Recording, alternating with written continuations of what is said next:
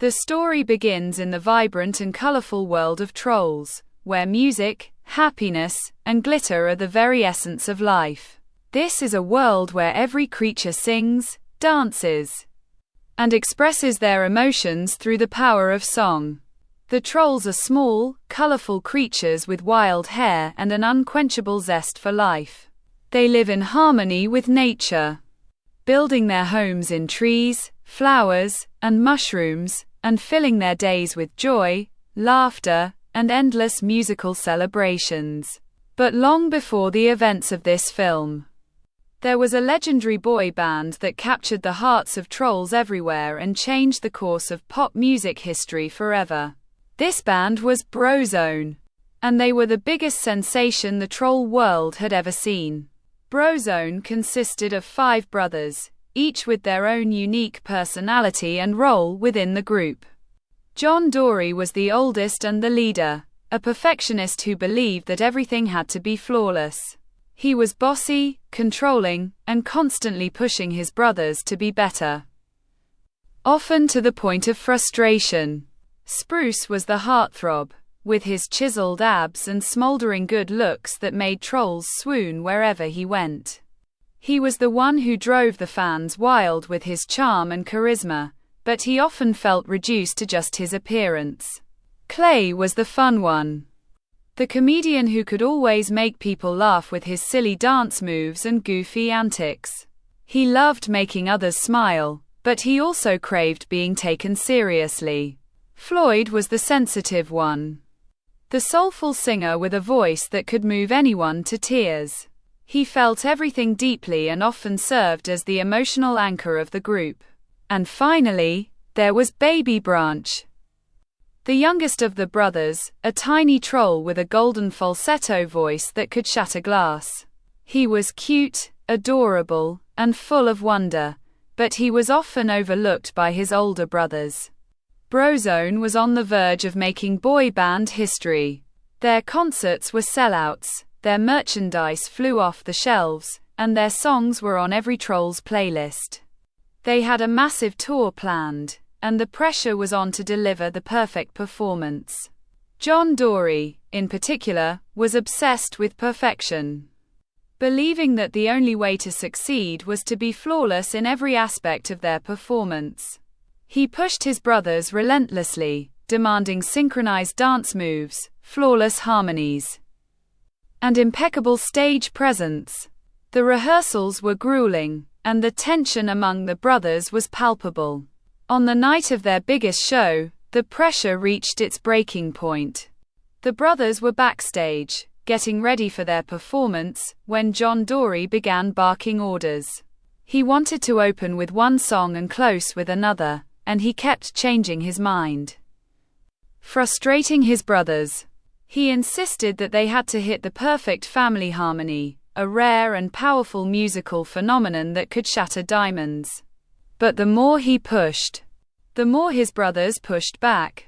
Spruce was tired of being seen as just a heartthrob, Clay was tired of being the funny one, and Floyd was tired of being the emotional crutch. They argued and bickered, and the tension that had been building for years finally exploded. The argument escalated quickly. Dory blamed his brothers for not following his lead, telling them that if they couldn't hit the perfect family harmony, they were nothing. Spruce fired back, telling Dory that he was suffocating them with his need for control. Clay agreed, saying that being in the band had stopped being fun a long time ago. Floyd tried to mediate, but he was too hurt and overwhelmed to find the right words. Even Baby Branch felt the sting of his brother's anger, though he didn't fully understand what was happening. One by one, the brothers quit. Spruce stormed off, declaring that he was done playing the heartthrob and that his abs were going on strike. Clay followed, saying he was more than just the fun one and that he wanted to be taken seriously. Dory walked out in a huff, furious that his brothers weren't willing to follow his lead. And even Floyd, the sensitive one, decided to pursue a solo career, telling Branch that he had to follow his heart. Baby Branch was left alone, abandoned by the brothers who promised to always be there for him.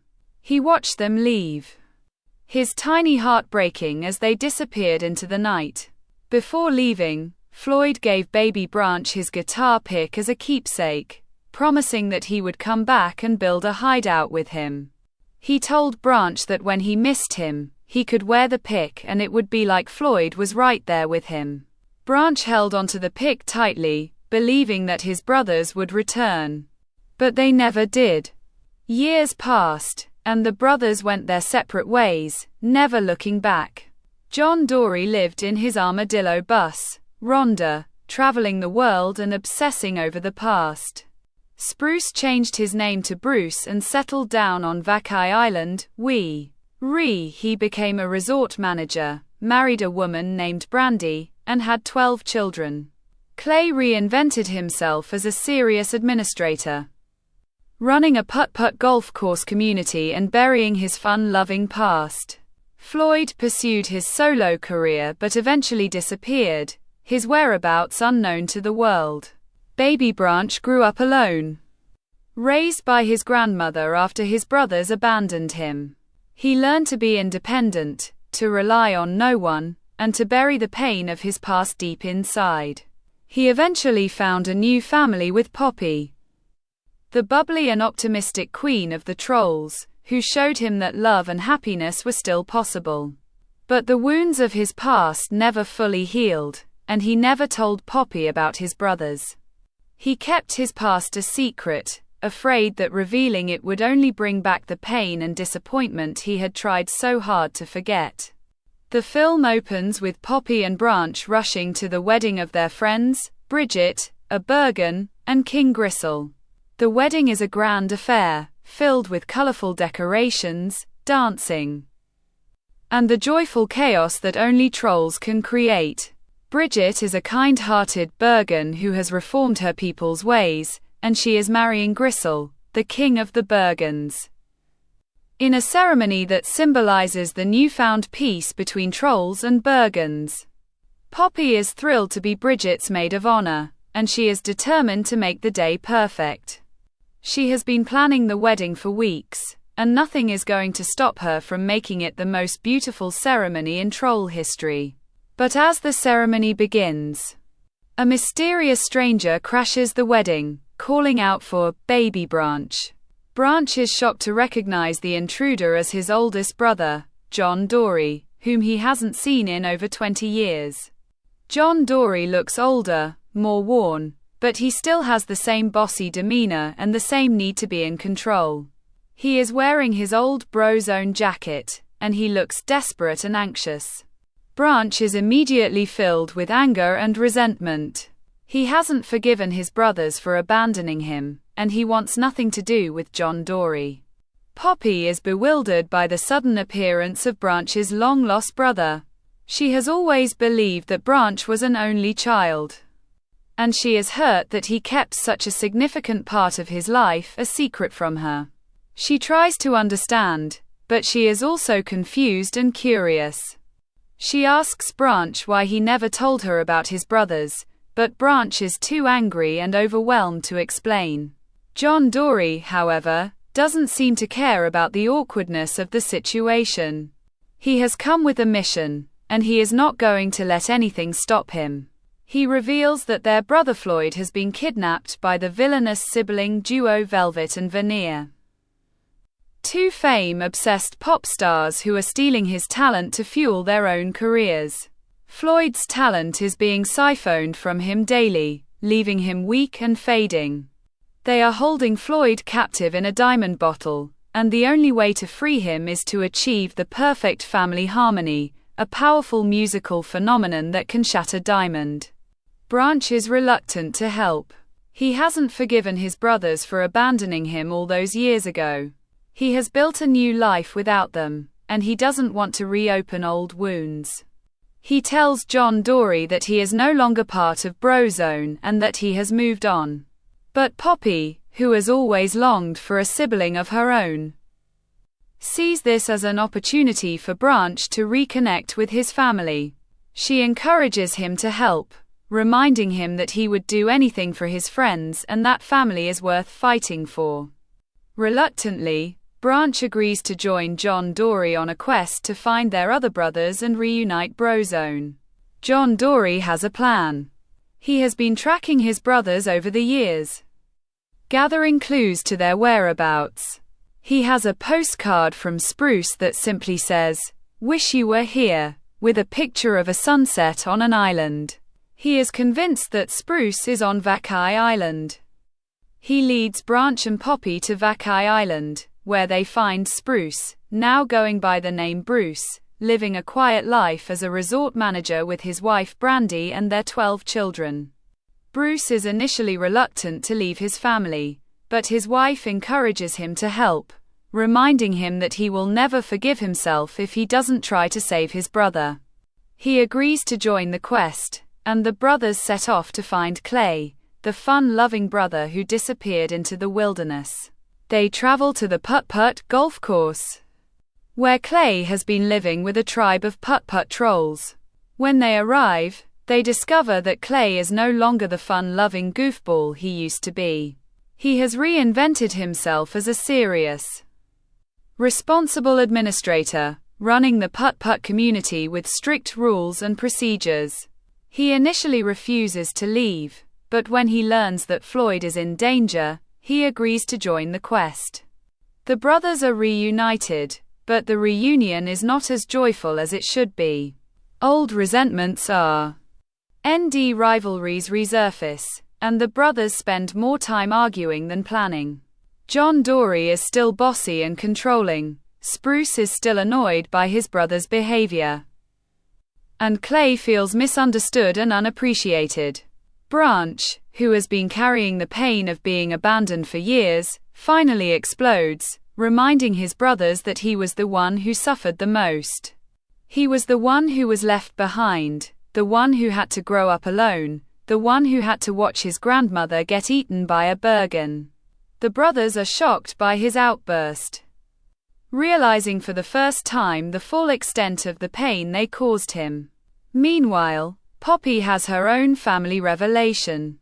She meets Viva, the leader of the Putt-Putt trolls, and discovers that Viva is her long-lost sister. The two were separated during the Great Bergen attack years ago. Viva has been living in hiding ever since, building a community of survivors and burying her pain beneath a bubbly exterior. Poppy is overjoyed to find her sister, but Viva is terrified of leaving the safety of her sanctuary.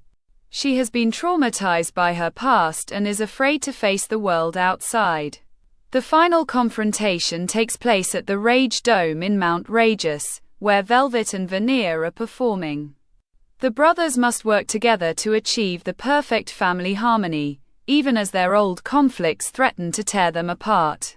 Branch, realizing that his brothers need to be true to themselves rather than trying to be perfect, steps up as the leader they never knew they needed. He encourages them to embrace their imperfections and to focus on their love for each other. Inspired by his words, the brothers finally achieve the perfect family harmony, shattering the diamond bottle and freeing Floyd. Floyd is weak but alive, and the brothers are reunited at last.